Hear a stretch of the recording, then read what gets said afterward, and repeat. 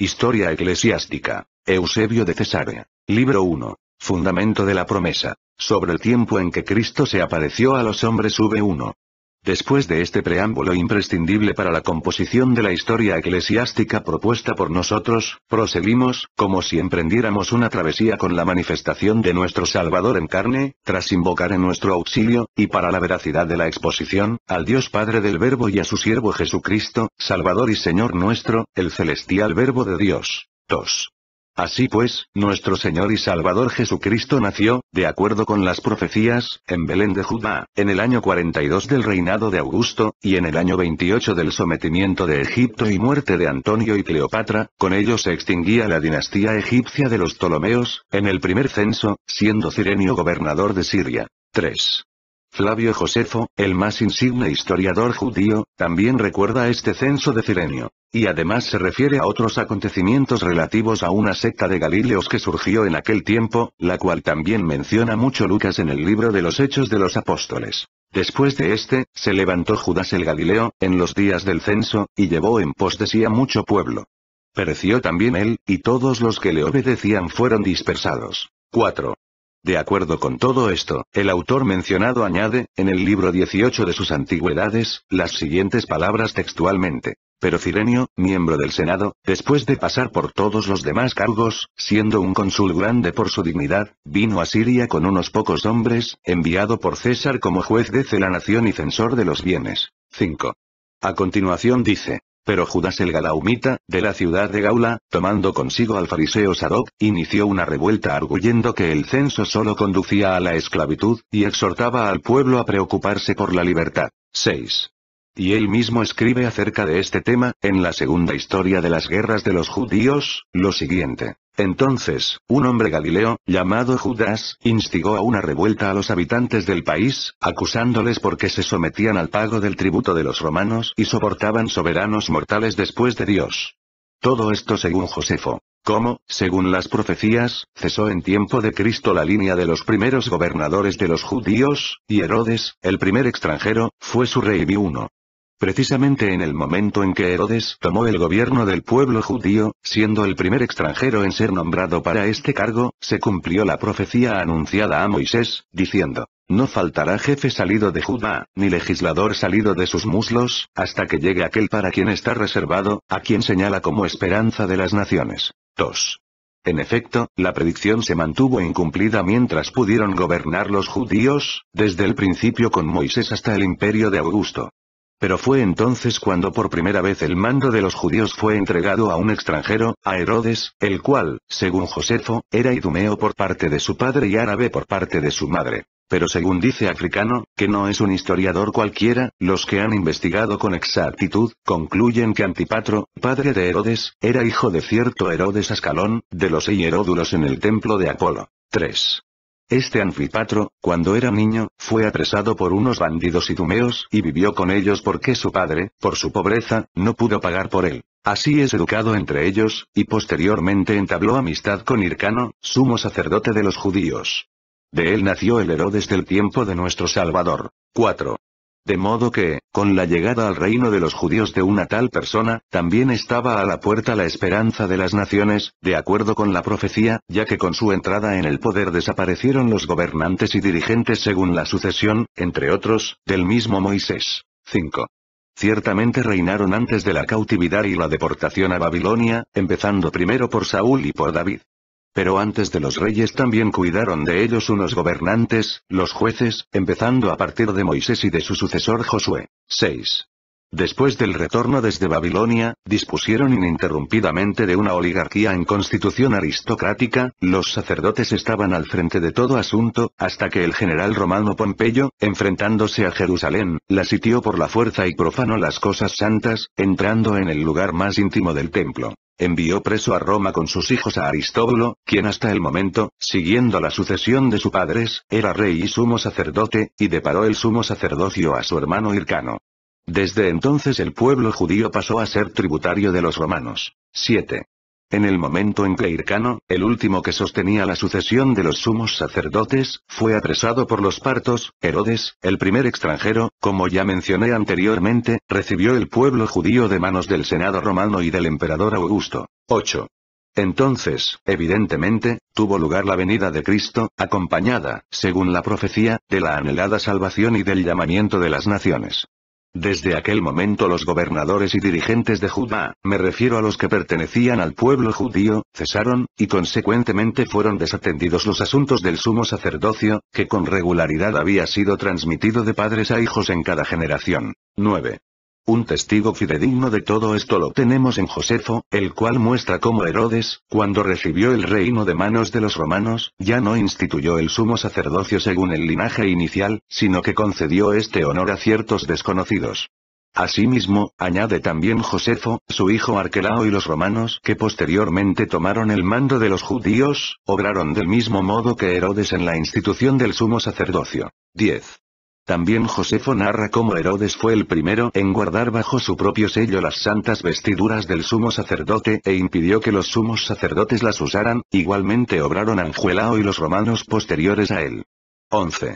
Todo esto es útil para confirmar otra profecía acerca de la manifestación de nuestro Salvador Jesucristo. En el libro de Daniel la palabra especifica el número de ciertas semanas hasta el Cristo príncipe, sobre esto traté en otro lugar, y profetiza que la unción entre los judíos sería aniquilada una vez concluidas estas semanas. Todo esto se cumplió evidentemente con el nacimiento de nuestro Salvador Jesucristo. Estos detalles son suficientes como preámbulo para establecer la exactitud de las fechas. Sobre la supuesta contradicción en los evangelios con relación a la genealogía de Cristo vi 1. Debido a que Mateo y Lucas transmiten en los evangelios la genealogía de Cristo de diversos modos y muchos los consideran contradictorios, y por su parte cada creyente se ha afanado en inventar alguna explicación para justificarlos, nosotros aportamos a continuación la información que nos ha llegado, la cual Africano, el que ya hemos mencionado, recuerda a Arístides cuando le escribe una carta acerca de la unanimidad de la genealogía en los evangelios.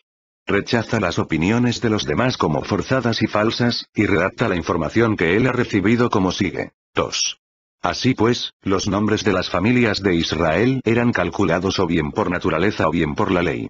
Por naturaleza, según la sucesión del nacimiento legítimo. Pero se realzaba según la ley cuando alguien engendraba un hijo en favor de un hermano muerto sin descendencia, pues como todavía no habían recibido la esperanza clara de la resurrección, imitaban la prometida resurrección que había de venir con lo mortal, para perpetuar el nombre del difunto. 3.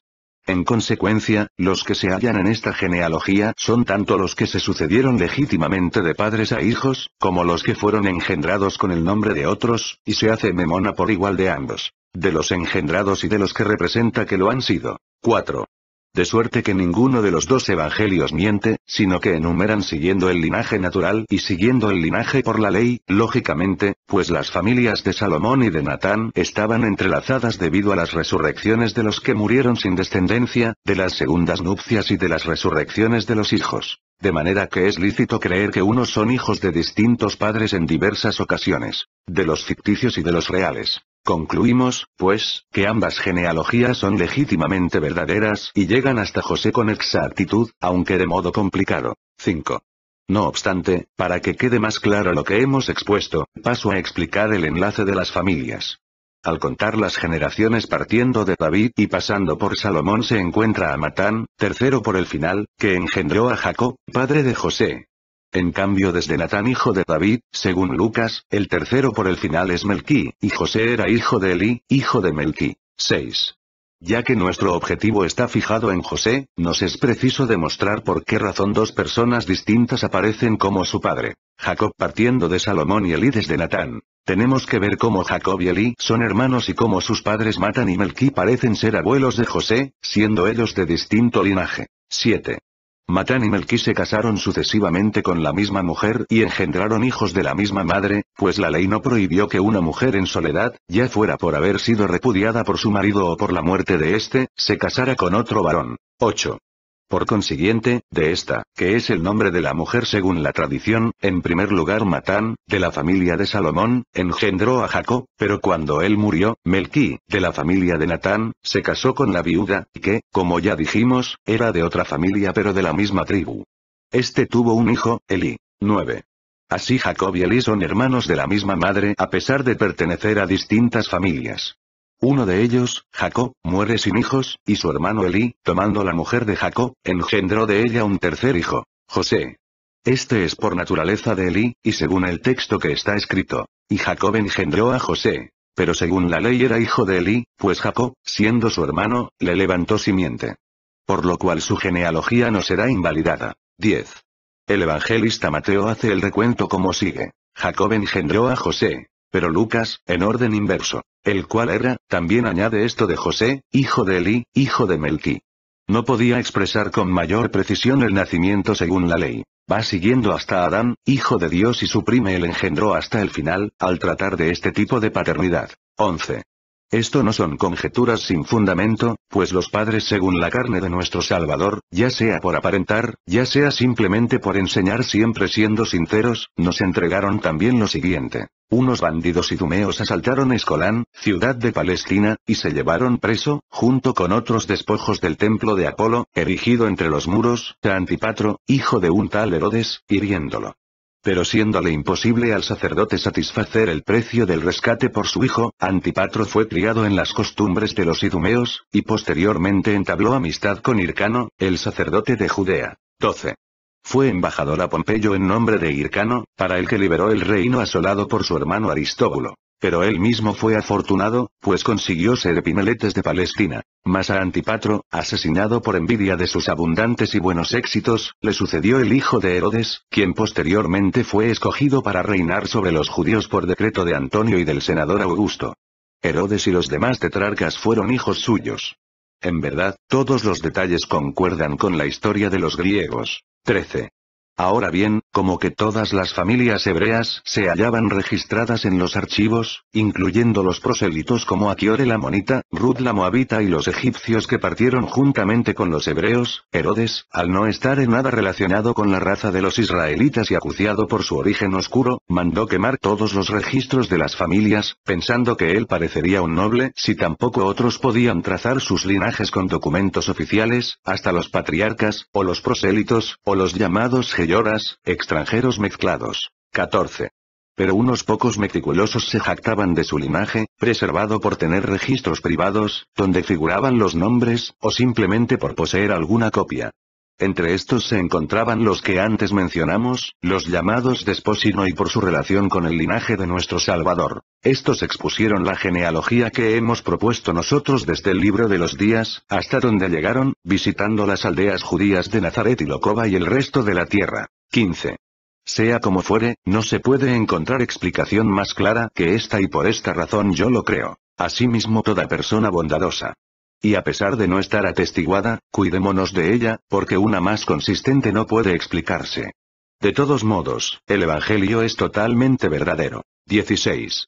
Y al final de la misma carta expone lo siguiente. Matán, del linaje de Salomón, engendró a Jacob.